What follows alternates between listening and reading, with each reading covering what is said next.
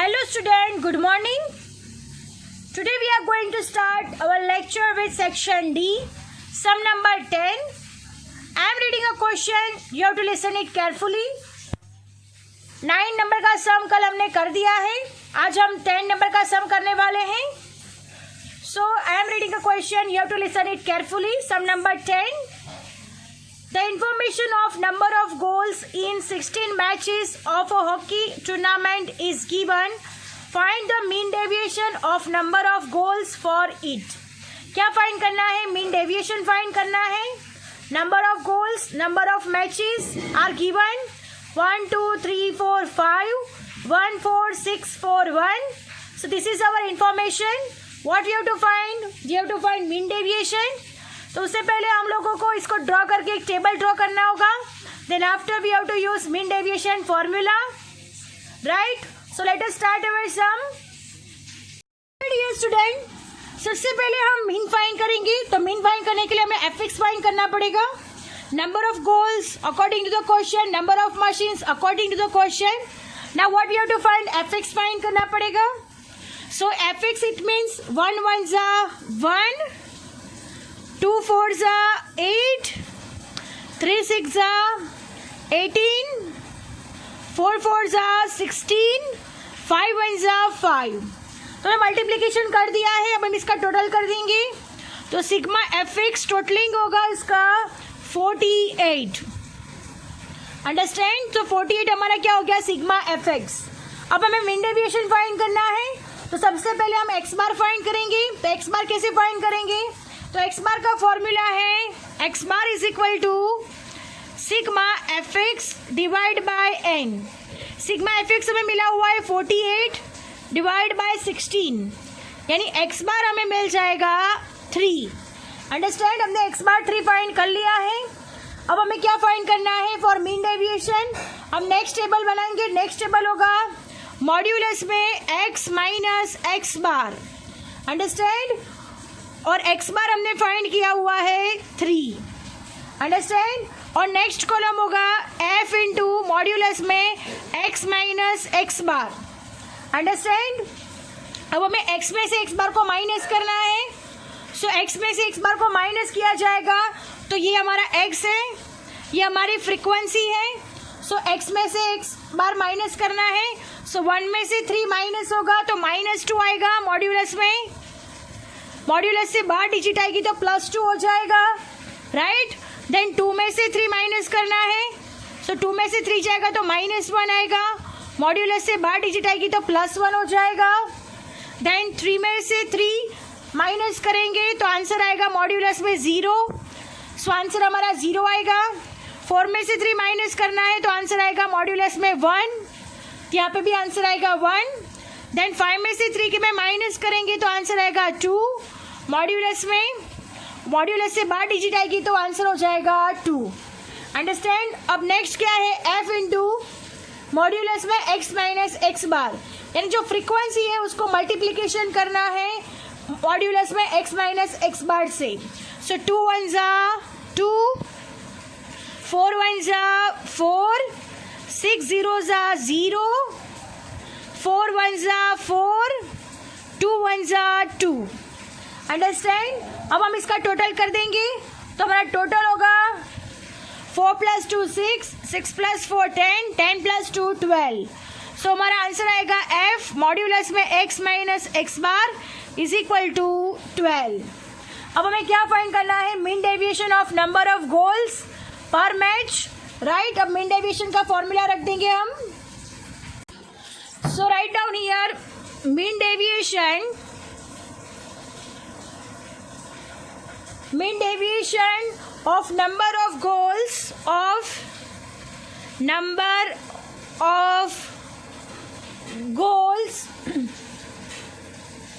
per match is equal to formula है हमारे पास MD is equal to sigma F modulus में x minus X bar divide by n. Understand? तो sigma F modulus में X minus X bar का हमें answer मिल रहा है 12. So write down here 12. N is equal to हमारा answer है 16. सो एंड 12 डिवाइड बाई क्या हो जाएगा, 16 हो जाएगा. सो 12 डिवाइड बाई 16, सो हमारा आंसर आएगा 0.75 goals. So our answer is 0.75 goals. Our sum is over here. Now moving to the next sum number 11. Now sum number 11. In usual notation, sigma d is equal to 25, sigma d square is equal to 272, n is equal to 100, and assume mean is equal to 4. Find the coefficient of variation. क्या find करना है यहाँ पे, coefficient of variation find करना है. हमें यहाँ पे सिग्मा डी दिया हुआ है, सिग्मा डी स्क्वायर दिया हुआ है, और अज्यूम मीन दिया हुआ है, और n इज इक्वल टू 100 दिया हुआ है. ये सारे इंफॉर्मेशन पर से हम लोगों को क्या फाइंड करना है, कोएफिशिएंट ऑफ वेरिएशन. तो सबसे पहले हम मीन फाइंड करेंगे, राइट. मीन फाइंड करेंगे तो कैसे फाइंड करेंगे, तो let us start our sum. Now look at here student, here n is equal to 100 is given, right. Assume mean, it means a is equal to 4, then sigma d is equal to given 25, and sigma d square is equal to given 272. This information given into our sum. Now what we have to first, we have to find, so we are going to find first mean. Mean का formula है a plus sigma F D divide by N. A is equal to 4 according to question. Assume mean is equal to 4 हमें दिया हुआ है, आप लोग देख सकते हो. A is equal to 4, sigma F D is equal to 25 divide by 100. Understand. 4 plus 25 divide by 100 0.25 हो जाएगा. सो आंसर आएगा 4.25. तो मीन का आंसर होगा 4.25. So X bar is equal to, our answer is 4.25. Understand. 4.25 में मिल गया है. अब हमें क्या फाइंड करना है, स्टैंडर्ड डेविएशन फाइंड करना है. So look at here student, standard deviation का फॉर्मूला अब हम लगाएंगे, बिकॉज कोएफिशिएंट ऑफ वेरिएशन का फॉर्मूला है S upon X bar multiply by 100. उसके लिए हमने एक्स बार फाइंड कर लिया है, अब हमें एस फाइंड करना है. So look at here student, standard deviation का formula S is equal to under root, right, sigma D square divide by N minus sigma D divide by N whole square. Understand. This is the formula for standard deviation. Understand. So is equal to sigma D square हमें question में दिया हुआ है 272. So write down here 272 divide by 100 minus sigma D हमें दिया हुआ है 25. So write down here 25 divide by 100 whole square. Understand. अब हम इसे सॉल्व करेंगे. सो 272 डिवाइड बाय 100 यानी 2.72 हो जाएगा, राइट. और फिर माइनस 25 डिवाइड बाय 100 यानी 0.25 होल स्क्वायर. अब हम इसे सॉल्व करेंगे. अंडर रूट 2.72 माइनस 0.25 का होल स्क्वायर यानी आएगा 0.0625. अब हम इसमें से ये डिजिट माइनस करेंगे तो आंसर आएगा 2.6575. अंडरस्टैंड. अब हम इसका रूट निकालेंगे तो हमें final answer S is equal to मिलेगा. S is equal to answer होगा हमारा 1.63. 1.63. This is our answer. Understand. अब हमें एस और एक्स बार दोनों फाइंड कर लिया है, आप लोग यहाँ पे देख सकते हो एस और एक्स बार दोनों यहाँ पे मिल गए हैं. अब हमें कोएफिशिएंट ऑफ वेरिएशन फाइंड करना है. नाउ नेक्स्ट स्टेप है कोएफिशिएंट ऑफ वेरिएशन. उसका फॉर्मूला है हमारे पास S upon X bar into 100, right. S upon X bar into 100. S हमने फाइंड किया हुआ 1.63. So write down here 1.63. X bar है हमारे पास 4.25 इंटू 100। अब हम इसे सॉल्व करेंगे तो आंसर हमें मिलेगा 38.35%. So our coefficient of variation is equal to 38.35%. Our sum is over here. Now moving to the next sum number 12. Sum number 12, find the combined standard deviation using the following information. Particular data set A, data set B, number of observation 50, 60, mean x bar, y bar, number of observation it means n is equal to 50 and 1 और ये क्या हो जाएगा n2 is equal to 60. Mean दिया हुआ है तो x bar 1 is equal to 113 हो जाएगा और x bar 2 is equal to 120 हो जाएगा. अंडरस्टैंड. नाउ नेक्स्ट क्या दिया हुआ है standard deviation. It means S1 और S2 यहाँ पे दिया हुआ है. S1 is equal to 6 और S2 is equal to 7. Understand. तो हमें ये सारी इंफॉर्मेशन दी हुई है. हमें क्या फाइंड करना है कंबाइंड स्टैंडर्ड डेविएशन फाइंड करना है. तो सबसे पहले हम कंबाइंड मीन फाइंड करेंगे.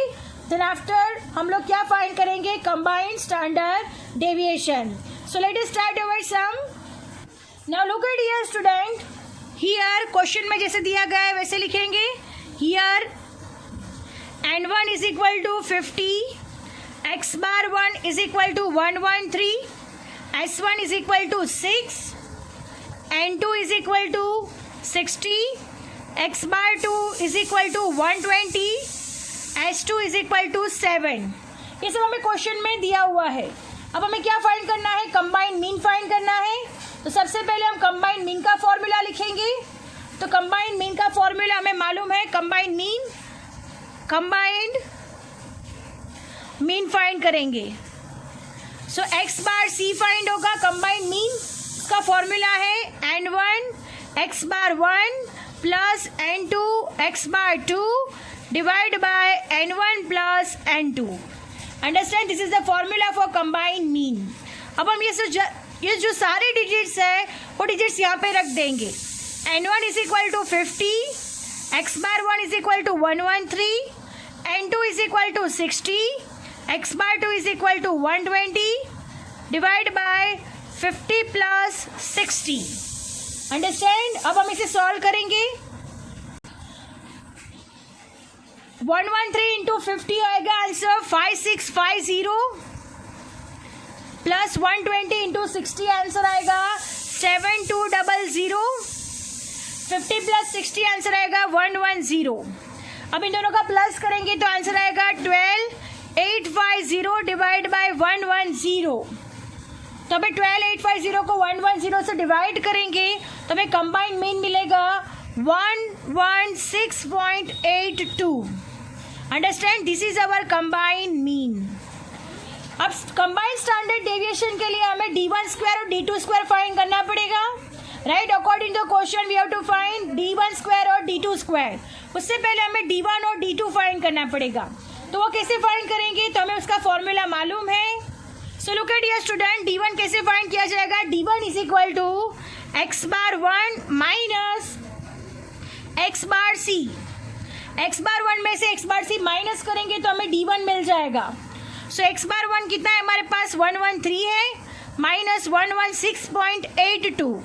तो हमारा आंसर आएगा -3.82. अब हमें क्या फाइंड करना है d1 स्क्वायर फाइंड करना है. तो इसका स्क्वायर फाइंड करेंगे तो आंसर आएगा 14.59. अंडरस्टैंड. तो d1 स्क्वायर हमारा कितना हो गया 14.59. अब हमें क्या फाइंड करना है d2 स्क्वायर. राइट. तो उसका formula x bar 2 minus x bar c. अब x बार 2 हमारे पास है 120 माइनस 116.82. तो उसका आंसर आएगा 3.18 का होल स्क्वायर. तो 3.18 का होल स्क्वायर हो जाएगा 10.11. अंडरस्टैंड. अब हमें for the combined standard deviation के लिए S1 स्क्वायर भी करना होगा.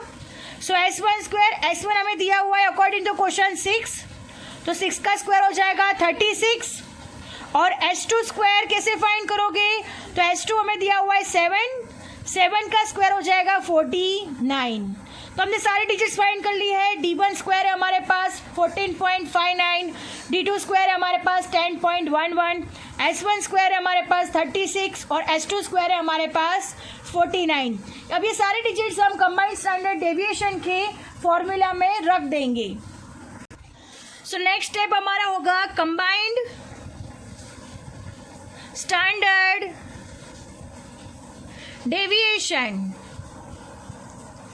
कंबाइंड स्टैंडर्ड डेविएशन का फॉर्मूला है हमारे पास SC is equal to under root N1 S1 square plus D1 square plus N2 S2 square plus D2 square divide by N1 plus N2। So this is the formula for combined standard deviation.